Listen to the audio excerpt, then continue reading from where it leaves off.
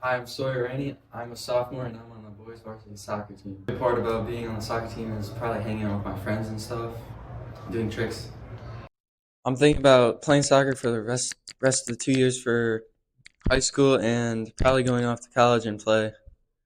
Well, we've been practicing really hard and we're getting focused on position wise and all that. My season's going pretty good. I got 9 goals and 6 assists.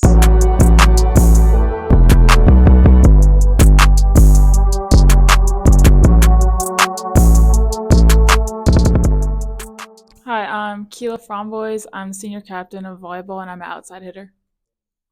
I usually eat like a small snack or listen to hype up music, basically.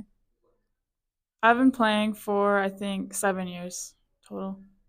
I think that 90% of us are all seniors, so we kind of are all in the same vibe and we're all friends and close. So, yeah. I think the best part of the season was when we defeated an undefeated team, Roy Hart, in 5 sets. Was she?